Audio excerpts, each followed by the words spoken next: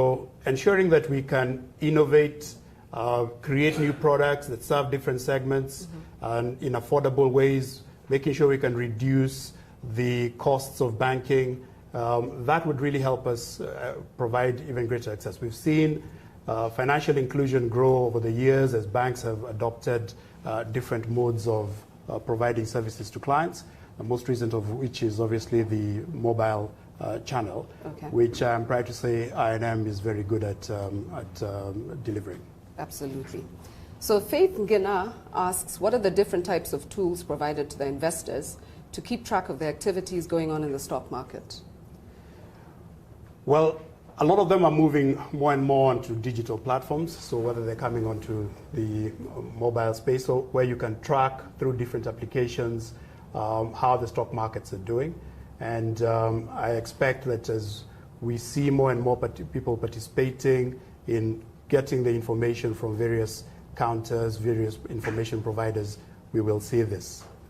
Okay, you had spoken a little bit about money, the mobile banking, but Lazo Mint says, with that move towards mobile money, what is the future of banking? Well, banking is about actually trying to solve customers' needs. Mobile is a channel that provides greater and faster access, more personalized access to clients. And I expect that we're going to see this channel develop over time. And I'm sure there'll be other technologies that will come along the way that banks will leverage to be able to serve their customers even better. Okay, so over to interest rate capping. That's one that seems to be trending. That girl every day at Nyambura, Kenyan, says, how will the financial market change in the event that the central bank reverse the interest rate cap? Now, the interest rate capping question is one of the topics that we actually tackled in the session today. And there's a lot of interest in that particular space. What is important for everybody to understand is that banks are very keen to make sure that we have affordable finance for our clients. We need to remove the constraints that bring that into play by making sure that anything that raises interest rates actually is removed as a constraint, so that we can then provide affordable funding to our clients. Now, given the situation we are in right now, we have also explored as banks what exactly we need to do in a post interest rate capping environment. If we remove the caps, that means that we go back to the high rate environments that we had seen. I don't expect that that will be the case. I would expect that we will see that banks have understood what the message was in that policy change, and that we have taken steps to self-regulate as well as work with the regulators to ensure that we have an environment where we can actually provide affordable financial services to our clients. So you're going to see that you won't expect an upward movement. What you will see is greater focus on the actual risks that our customers actually face and inform their risk profile. And you will see then that clients are going to see funding levels that are commensurate to their risk profile. We have built in the mechanisms to ensure that the pricing that we have as banks speaks to the risk profiles that clients have, whether they are on a personal level or on corporate space. Okay. There's an interesting question about M-Visa. So Elizabeth Jambi asks, speaking of innovation and development, why have most banks been slow to adopt M-Visa? I think we have 6 banks that have adopted it so far. Well, it's just yet another service, and it's actually a question of whether our clients see it as better or complementary to the different channels that they're presently using for payments. So people will always look for convenience, and if they can find that it is a convenient solution, I'm sure there will be adoption.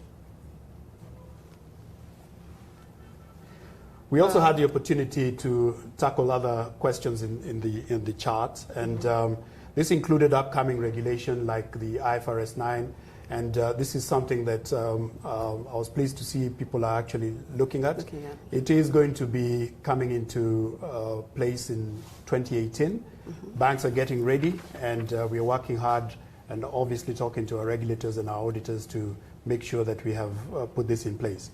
There was a lot of discussion about innovation as well, and lots of references to blockchain, digital banking, all of which are likely to really change the landscape for the provision of services. We've seen non-traditional players get into the what were traditional banking spaces like payments, and all of this is great for the final consumer. So it's really good to see the focus on how technology is going to be shaping our banking services. We also had some discussions about trust and whether banks can continue to be trusted given the recent challenges we've had in our markets. Yes. I think that we should appreciate that the banks take this very seriously.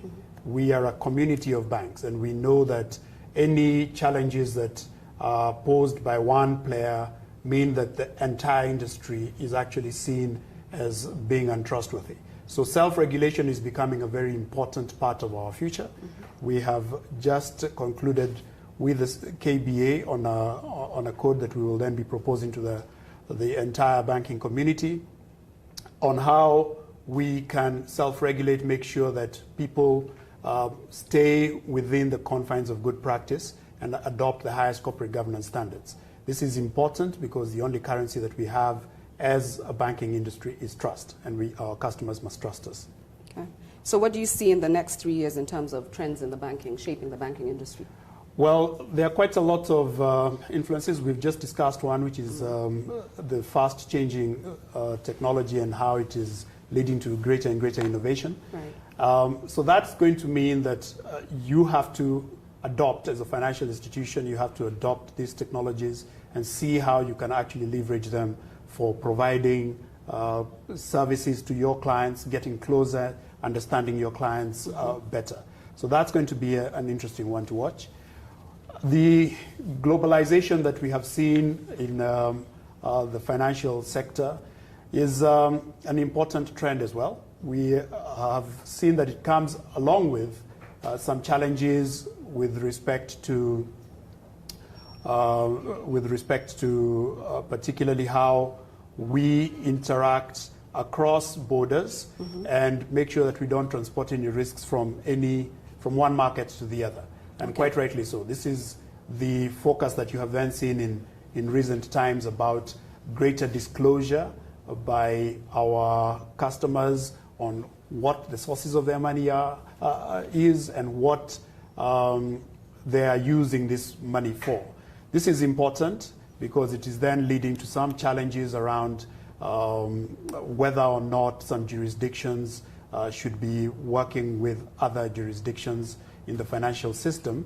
And this poses a challenge to the ability of the international financial markets to actually work. So with the fines that we have been seeing coming in from regulators, the additional challenges of heightened regulation, that's going to mean that you may see responses to this coming in innovative ways as well, as regional markets perhaps look to solve for their customers' challenges in this space.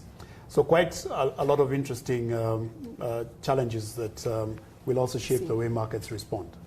Okay, so let me see if we have any more questions.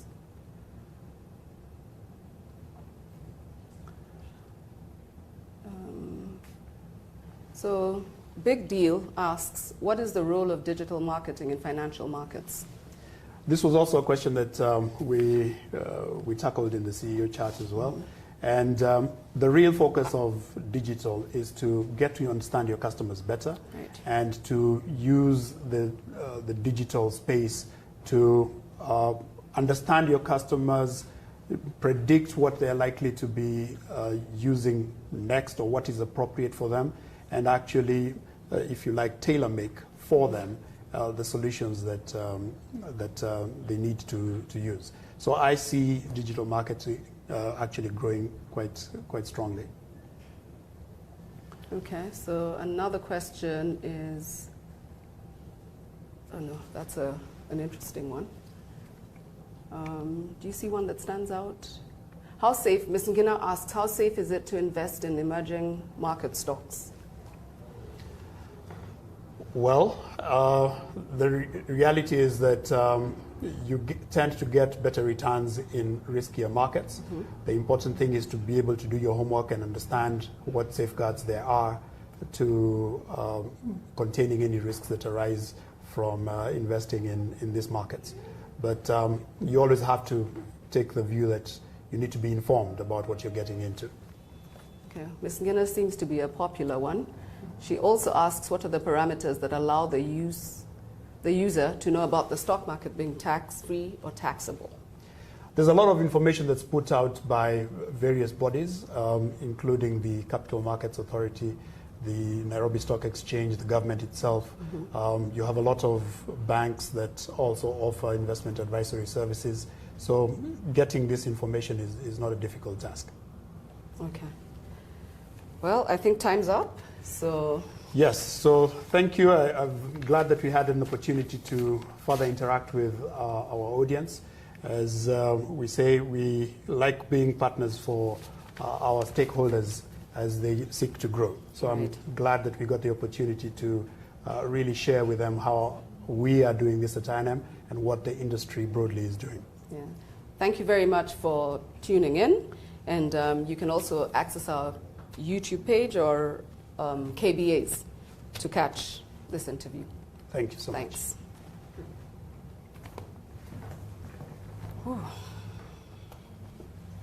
Right, so big boo-boo. No, it's okay. Simar, let me call you back in 2 minutes.